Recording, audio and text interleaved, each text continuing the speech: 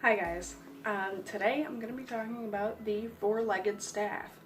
Now this is very similar to the cobra pose, but there is a very distinct difference which makes all the difference in what it works on and what the cobra pose works on. So first off, this is the four-legged staff.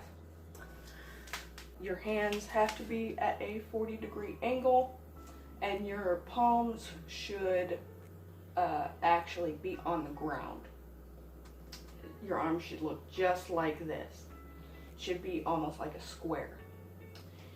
And that has to be, obviously that's for both arms. And then with your legs, they aren't on the ground. That is the very distinct difference between the four-legged staff and the cobra pose. Because with the cobra pose, your legs are still on the ground and your feet are, the tops of your feet are flat on the ground. Whereas with the four-legged staff, the reason why it's called the four-legged staff is because you are actually using your toes to keep both your legs and the lower part of your abdomen above the ground. The reason, and like I said, you want to be on your toes this way because you want to be like a staff, like a wooden board almost.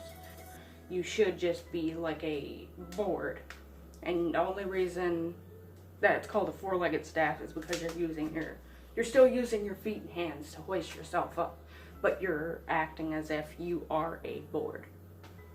Some of the things that this does, excuse me, some of the things that this does is it works on your back a little bit. It mainly works on your lower back, not so much your upper back. It works more on the lower back just because you're trying to hoist yourself up, and this can cause a lot of strain in the lower back, but it can also put some incredible improvements on that lower back area that you might feel pain or sore in or whatever. Just don't go overboard. Remember that if you are a beginner, stick with beginner stuff. If you're an intermediate, stick with intermediate, or go back to beginner if you really need to. This pose also works on the glutes. The reason is because when you're in that plank mode, I probably said this before with the plank explainer, but it's like when you're in the plank pose and you are straight and you're kind of making it to where your whole body is just a little bit stiff, so you're putting some extra strength, or I don't want to say extra strength. What's the word I'm looking for? You're putting extra strain on your body to improve your endurance. And when it comes to the glutes, because you're having to tighten all your muscles up, this actually helps to kind of give your glutes a little bit of a boost, a little bit more of a shaped, aesthetic feel to it, I guess. This also works on your core because you are having to keep yourself up. And that is where this pose probably helps the most, is with the core, because this is a very difficult pose. Some even call this advanced, but I like to think of it as intermediate advanced, because I have the firm belief that you can't truly get to the next level without trying to take that leap of faith into, a few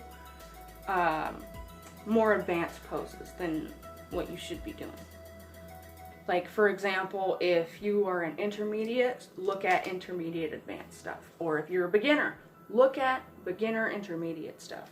Don't dive completely into the next level. This also helps with your thighs. How this helps with your thighs is, this is probably where the stability for your legs really get challenged. Because when I first did this pose, of everything that I am confident in my body with when it comes to being able to handle strength, my legs are my everything. But when it came to this pose, my legs came to jello. So with this one, make sure you have really good legs for this.